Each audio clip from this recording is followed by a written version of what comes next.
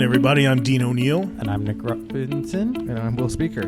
And we are on the Daily Path. And today's subject is Matthew 13. That's Yes. Matthew with two T's. With two T's. Everybody knows M-A-T-T-H-E-W, it. like my little brother.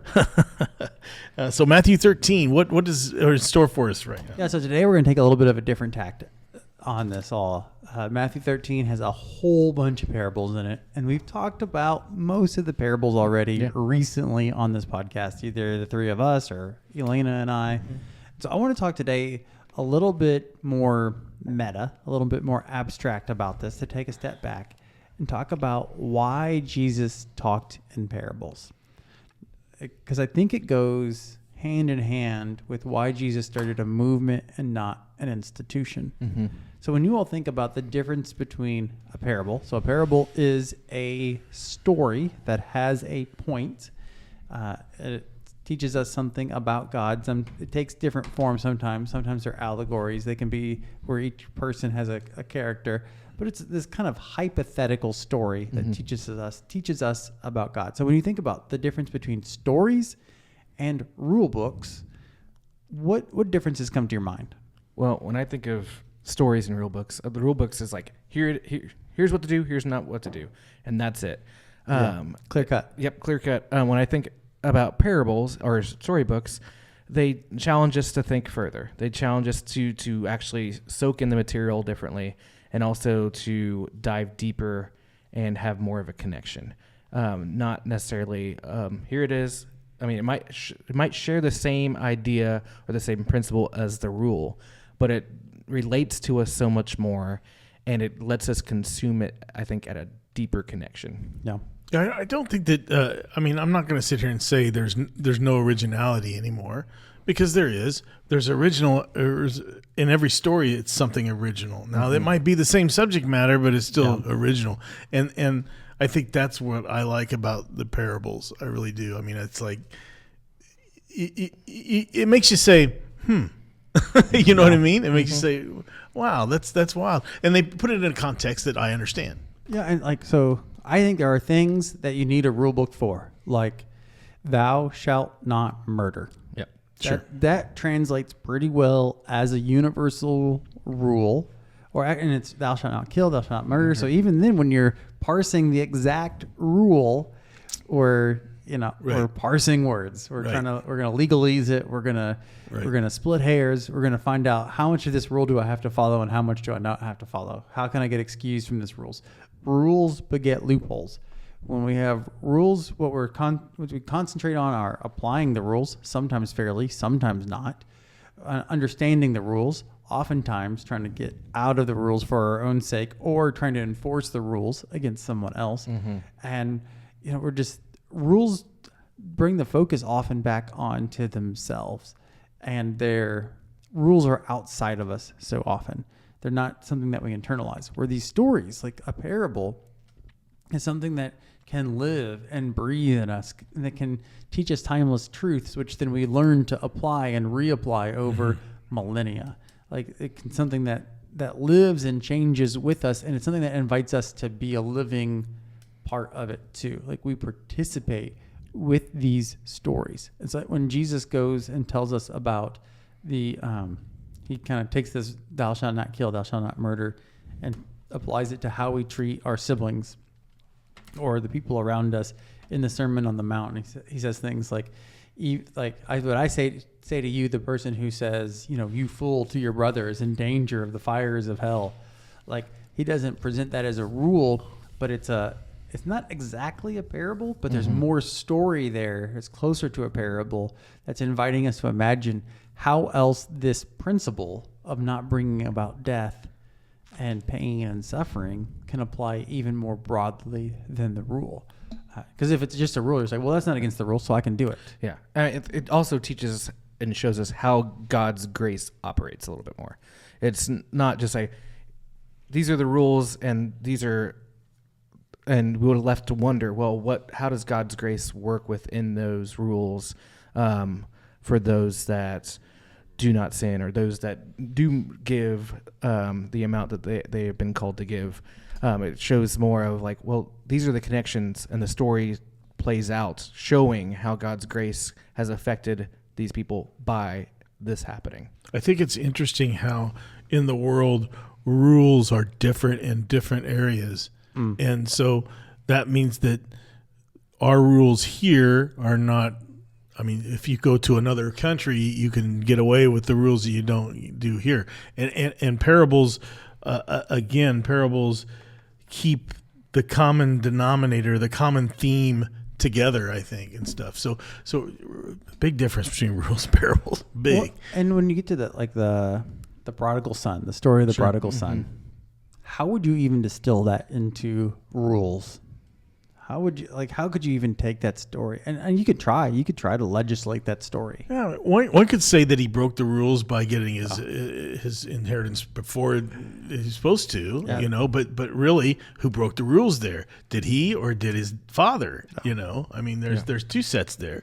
So rules, man, we could talk all the time. Well, the prodigal son is really about overcoming rules or disregarding rules so that reconciliation can happen. So you might say that, well, rules don't matter when they get in the way of reconciliation, and that's our new rule. Right. And you're like, well, I don't know if that rule's all that helpful. Yeah. Sure. And the rules in modern law today, I mean, they are put together for getting around them. You know what I mean? Yeah. Well, in the law, it's often how much money can you pay to the smartest attorney to figure out the loophole for you. Sure. Or perhaps a morally gray attorney Right. that will argue whatever position you need.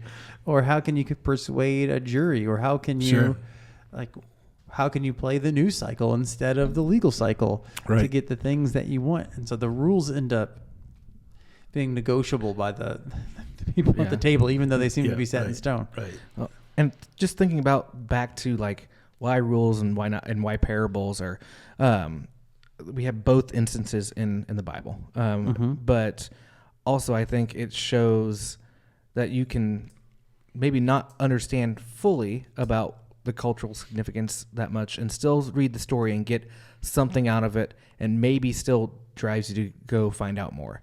And it makes you to investigate and figure out, like you said, why? Right. Or what's going on here? And so it lets us dive deeper, and it's easier for us to understand time in and time out rather than having to actually be right in that moment, right at that time to get it 100%. Parables help me. And the reason why is Nick is very good about taking our subject matter that happened thousands of years ago and saying, okay, Dean, this is what, let's look at modern day and let's put these in modern day parables, basically. Yeah. And it helps out so much. I mean, it really does. It's much better than rules because rules are rules. I mean, you got to either follow them or you don't.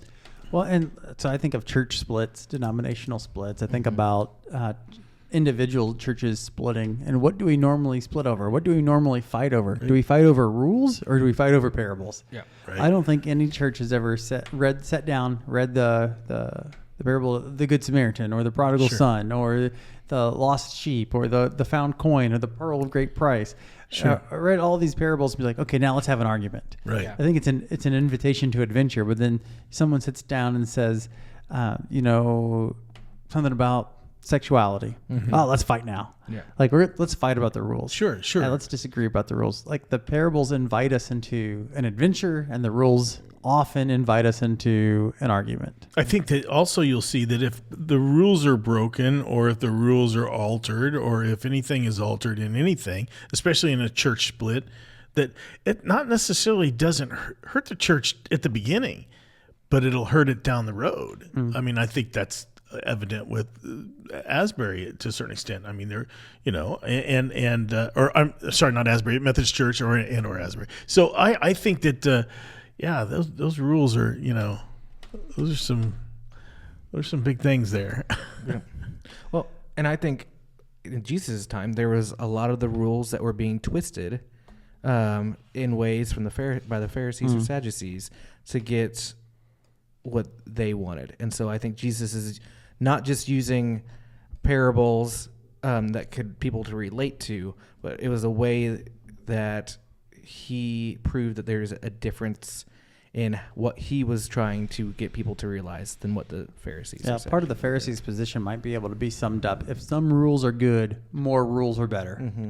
And the more rules we can have, the more we know we won't be trespassing against God's will. We'll know we're doing things right. We'll know we're safe from punishment. And Pontius Pilate was a victim of rules, right? right, and he's like, and I wash my hands of this. Mhm. Yes, It's like, well, man, I don't know if you can actually do that. If Yeah, you're gonna right, say- right, You got to own your authority. right. But yeah, and rules are like, again, the other day we talked about, did Jesus do more good in synagogues or around tables? Sure. How much good has the Book of Discipline done in the United Methodist Church? And I know we can't get rid of it. Right, I right. appreciate having it for the most part, but it's just a book. Who even reads it? Like, Yeah, I can't answer to that. I mean- Dean's like, not me.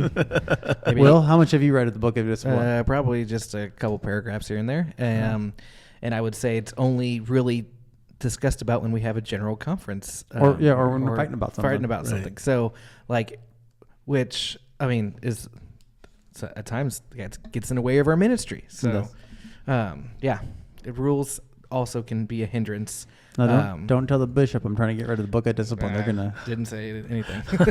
don't put this on the internet so they can find it. Wow. Okay.